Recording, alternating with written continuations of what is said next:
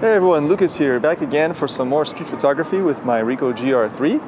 Today what I want to do with you guys is some multi-exposures, double exposures of street scenes. We're going to use high contrast situations to create some abstract street photography. So I'll talk about the settings, how to do that, and also the ideas for composition. Of course, please be sure to subscribe to the channel and like the video if you enjoy it, and leave a comment down below. I do go in and I answer everybody's questions, so if you have any questions about what we do today, don't hesitate to ask. Anyway, there's really nobody here, but just in case, I'm going to put my mask on, okay, and then we're going to go.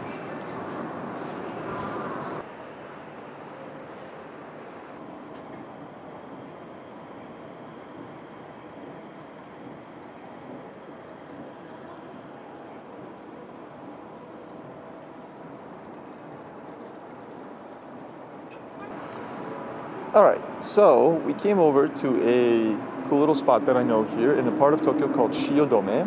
It's a lot of architecture, and on a sunny day like this, there's quite a lot of contrast. There's dark areas and bright areas, and that's going to be very good for double exposures because, as a general rule, it's not the only way to do it, I guess, but what I'm going to be going for is I want one of my two photos, or both of my two photos, to have dark areas. So the first photo might have the subject on the left side, for example, and then a space, like a dark area on the right, and the other photo will be the opposite, and then that way they'll blend together. If both photos are bright, it might work, but it tends to turn into kind of a mess, okay? So that's why we're here.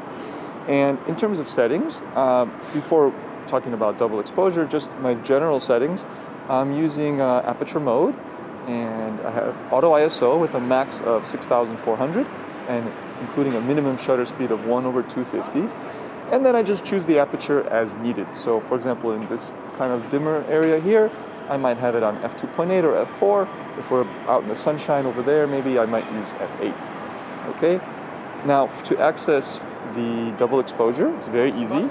On the right side of the spinning, part of the camera here, the little back command dial, if you press the right button, there's a drive mode selection. And then, usually you have single frame shooting, continuous shooting, and so on. Then there's an option called multi-exposure. And when you go in there, if you also press the function button on the back of the camera, you can choose the composite mode. There's average, additive, and bright. I'm going to put it on additive. I find that is the most natural. It kind of looks like how it would result if you did a double exposure on film. Okay? And that's it. Then you're ready to go. All right, so we're going to start trying this stuff, okay?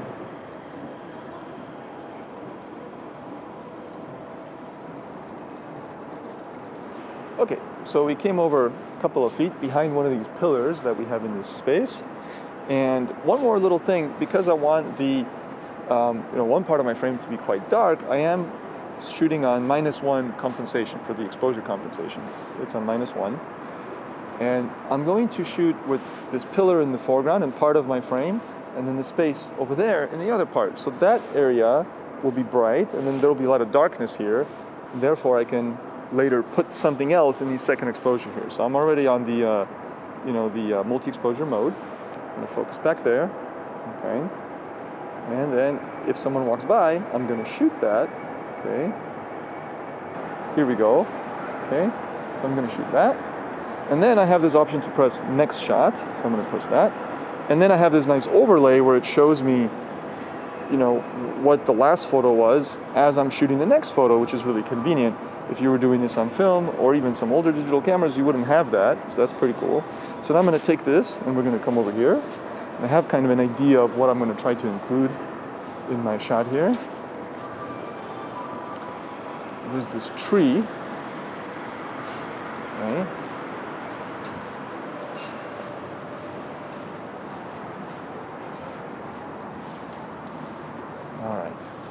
So now that I have my subject there on the right and the tree on the left, I'm going to combine these two things. There we go. And then when I feel it's good, there's an option, you can do next shot, you can continue adding shots. I'm going to stick to 2, so I'm just going to press complete. And there we go. I have my composite double exposure. Okay? So let's try another place where we might get a different result. Okay, so I'm back at the pillar. All right, I'm going to use the same base for this next shot, where I'm going to use this dark area here. but this time I'm going to do it as a portrait shot, a vertical shot. Okay, so we're going to try to get someone here. Okay, all right, great. And I did it vertical because I have a different subject in mind this time. So we did that space over there with the tree, but now I want to use one of these little LED signs over here by the escalator. So I think this is going to be pretty neat. Okay. So we have this Japanese text here, which just says auto, which is cool, jido, and the arrows as well. And I'm going to try to incorporate this. Now the timing is going to be tricky. I want to get that arrow just right. I'm a little closer. Again, having the overlay, as I mentioned, is really good. Boom. Great. And I'm going to complete that. Awesome. Yeah, having the overlay there live is fantastic because I could really pinpoint where I got my subject there. Okay, so we did 2 shots with the pillar and with 2 different secondary elements. We're going to go to, well, not a totally different spot, but a different concept still within this area.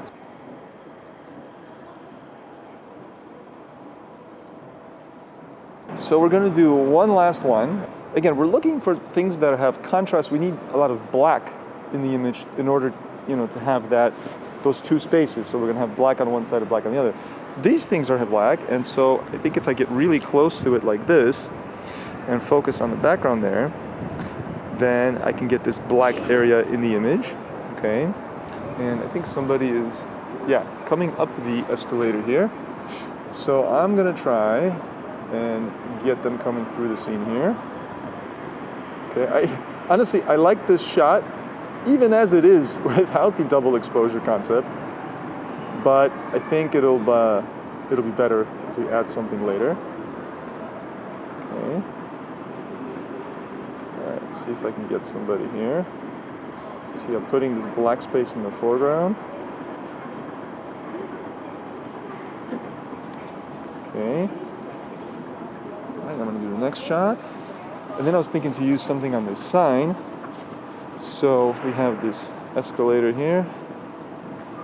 I'm actually going to put it on macro mode to be able to focus that close. And there we go. And not bad. Not bad. It's something. Okay? So I also got a couple other shots of that same scene earlier. Anyway, I hope that gives you an idea. I think that was a pretty cool one as well. Okay? All right, guys, so that's about it for today. As you can see, it's a pretty fun concept. You can be very creative with it. I actually started with a couple of shots that I had already in mind, but then I experimented with some things that we just kind of did off the cuff, and I was actually pleasantly surprised with what I could do. So just to recap, as you can see, the basic fundamental requirement for these images is you have areas of high contrast. So you need really dark areas in one photo and then dark areas in the opposite photo, and when they blend together, it's going to look great. If everything's bright, it might end up looking messy, but it might end up looking cool, so don't be afraid to experiment with this concept, okay? So thank you so much for watching. Of course, please subscribe to the channel, like the video, and leave any comments you have below, especially questions. I'll be glad to answer them if I can. So thanks for watching, and I'll catch you guys next time.